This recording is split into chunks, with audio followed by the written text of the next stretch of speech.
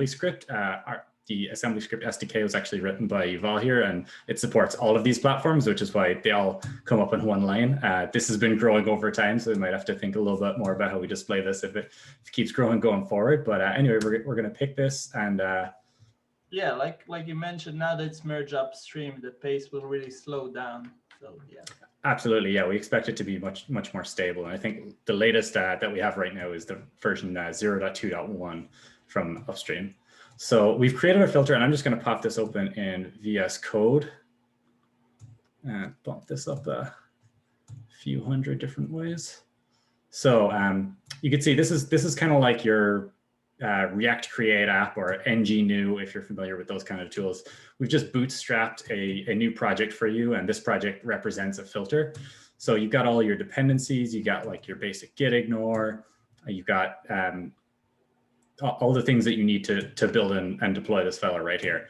Out of the box, we're just going to give you this example scaffolding. So these are all lifecycle hooks in the Envoy filter lifecycle that you could hook into. So on configuration, for example, this block is going to run. And then we have an example thing here on response headers. So in the response, we're going to check the configuration. And then as you can see here, if it's not there, we're just going to return a static response. So we're going to say, hello, KubeCon 2020. And I'm not going to make any more changes for now, just to kind of show this. But now that we've built it, or now that we've made the changes we want, we're going to build it. And you'll see this is kind of like a Docker build type syntax where we're building it and we're giving it a tag. We're going to be pushing this in a second up to WebAssembly Hub, which I'll talk about in a sec. So let's just kick this build off. So under the hood, this is running the assembly script build and packaging it up into a filter.wasm file, and then we're wrapping that in an OCI image, similar to what Docker uses for its layers of its containers. And you can see here we've packaged it. This is the image name here, and then we are going to just do a quick list so you can see all the images I've got installed here locally. This is the one we just built. And then we're going to push this up to WebAssembly Hub. So WebAssembly Hub is basically going to be like your Docker hub. It's going to contain all these images that folks have pushed up. So, maybe you don't even have to write your own image. Someone else might have already created a filter that does exactly the kind of thing you want to do. You can check it out. It's free to use. So you can go search filters, search by categories, and see if exactly what you're looking for has already been built. If not, and you're building it yourself, let's just deploy this filter to Envoy. So this wasme deploy Envoy is going to spin up a local Envoy instance with the filter that we just built deployed to it. And let me just start a new terminal here. And I should be able to curl. This is going to be running on 8080, and we just care about the headers. And you can see here's the header that we've added, hello KubeCon 2020. So just like that, we've created a new filter, we've built it, we've pushed it up to a WebAssembly Hub where it can be used by any other project or any cluster that you have, and then we've deployed it to an Envoy instance and seen that it's working.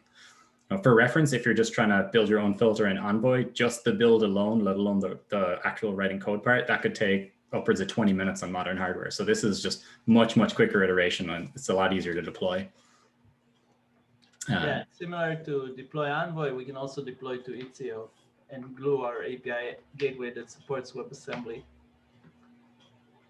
We need to rebuild from the beginning by choosing another option, or are there migration paths for the code to be compatible with another? Like if you want to do that same plugin, do you need to do an init and choose the new target? Yeah, no, that's a great question. So if I go back to the build here, you can see we have a runtime config JSON. This is built as part of our path, and part of the spec that we've written, the OCI wasm spec, is that we always have this runtime config JSON to hold this kind of metadata about our filter. And you can see these are all the API versions that we support. Some of them are just Git commit hashes from the earlier days. Like I said, this particular API that we targeted supports all these different versions. Going forward, they'll look more like Semver, like 021, 022, 030, et cetera. But as long as your filter is targeting the platform that you want to deploy to, that's okay. If you're maintaining this going forward, you obviously don't want to completely rewrite your filter every time. You can add the new ABI version in here. And as long as you change the actual filter to take into account any, like if there's method signature changes or if there's new methods that you need to implement, as long as you do all that, then you can just let it know and deploy straight to either Istio or Gloo. Okay.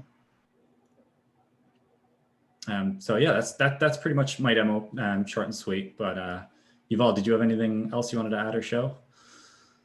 I think it was great. Yeah, I'll mention that WebAssembly Hub.io, it's live. You can go and check it out. And similar to WebAssembly Hub.io, we're working on tooling to let you push it to your internal private Docker repositories. So, developers in your org can have a similar experience to using Docker today. How do they run when you deploy them? Does this spin a new container or a new pod in the cluster for each filter? The wasm filter itself? Yeah. It's run as a HTTP filter within Envoy. Okay. But it's packaged as a container, so is it adding like a sidecar to Envoy? So it's not packaged as a Docker container, but rather as an OCI image. And it's slightly different. It's a similar distribution mechanism, and Docker registries can often store general OCI images, but it's not like a Docker image with files and tar files. Basically, our layer contains the binary and the runtime configuration that Shane just saw. And about this kind of filter could be done in a gateway. When would you choose to do it in Envoy instead of in the gateway? Sure. So in our instance for Gloo, for example, Gloo is going to be the gateway. So Gloo has a extension called Envoy Gloo, which is like a fork of Gloo that we maintain. And the gateway proxy that comes in Gloo is actually running Envoy itself as the gateway. So you can deploy when you do a wasme deploy Gloo, you are actually deploying it to your gateway. So you could have these as filters on inbound traffic. Okay. Cool. I'll try this out. Great. Yeah. And we'd love to hear feedback when you do. If you have any questions or are looking at anything, please let us know. We're always available on our Slack as well. A lot of folks in there. What's the channel in Slack? Is it wasm or wasm hub? Or? It is #wasm inside of our solo.io Slack. And we got a pretty active community in there, actually. A lot of folks asking questions and helping each other out.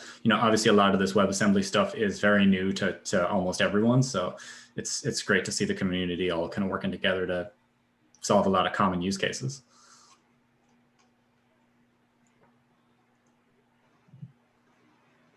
Yeah, I see in the portal that there are some, I think in the routing category there's nothing, but the category is there. Is it because something is wrong, or I'm sorry, I missed that. Could you repeat the question? If I go to WebAssembly Hub.io, there's a filter by label on the side. Oh, on the site. You're talking about here somewhere. Yeah, on the main page, on the explore page. Yes. So these are just curated by the actual owners themselves. So if I go to, but some of them don't even have anything. Like if you select just routing, it gives an empty list.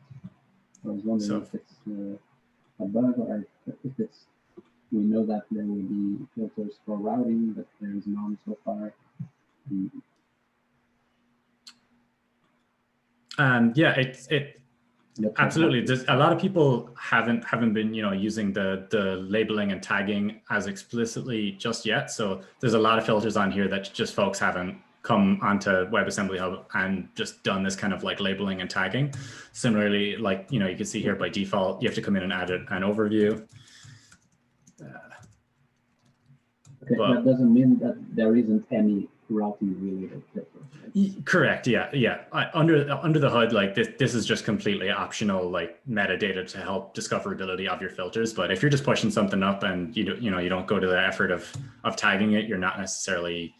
It can still be observability, routing, security, transformation. That these aren't like necessarily functional describing exactly what it does. See, I just tagged KubeCon demo filter as transformation, and now that comes up there.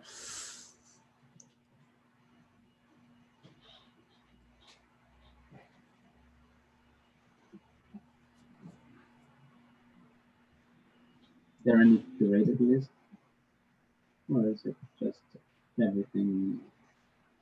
Now, that's a great question. Not yet. We don't have a curated list, and I'd say the primary reason is, as you've all mentioned, like until very recently, this was the functionality that enabled WebAssembly inside of, or WebAssembly filters inside of Envoy specifically, was actually running on a fork that was largely maintained by folks from Google. So it wasn't maintained in the upstream or merged into the upstream main master branch of Envoy until pretty recently, like a few weeks ago. So the API was pretty unstable, and you get to the point where if you deployed a filter, maybe a few weeks later, that filter didn't work in the latest version. So since it's in master upstream now, we do expect it to be a bit more stable and folks to start using this a bit more seriously. But it's still very, very early stages, but we're pretty excited about the possibilities here.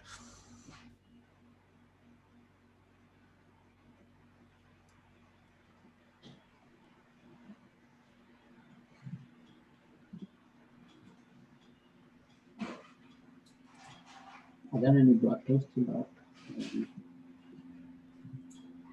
getting started guides or things like that? Yeah, absolutely. In our docs here, it'll pretty much walk you through. Sorry about my resolution, but you'll get the installation guide for installing our wasme tool, which I just used in this demo. Then there's tutorials for getting started. You got stuff for building, deploying, and pushing and pulling up and down from WebAssemblyHub.io. There's also reference guides, and these are all auto-generated, so they're accurate and for all the commands that you can do with wasme. But again, if you have like any issues with any of this stuff, we're available in the Slack channel. We monitor it pretty actively, and some people in the community as well do as well. So you can jump in there if you need any help getting up and running with this stuff. Subscribe to the Slack. Yeah, which I believe Betty has put in the Zoom chat. Yeah. Yes. I actually told them about the Zoom the other day. The Twitter was not on the problem. I just hope have to expose in the report instead of down. Or do it with forward. All right, cool. I don't think I've got anything else as part of this demo. Yuval or Betty, got anything else to add? I'm just going to add the link to the repo in the chat so folks have it. We recorded this. I got the recording going a little bit late, but I did record it. So I'll post this back up in case anybody wants to rewatch anything. Yeah, this is just kind of like actively in progress, and we expect this to land officially in Envoy maybe in the next release or so. So expect to see more activity here. Okay, thank you. Thanks for coming. Thank you all. Bye. Thanks. Bye. Thank you, everyone.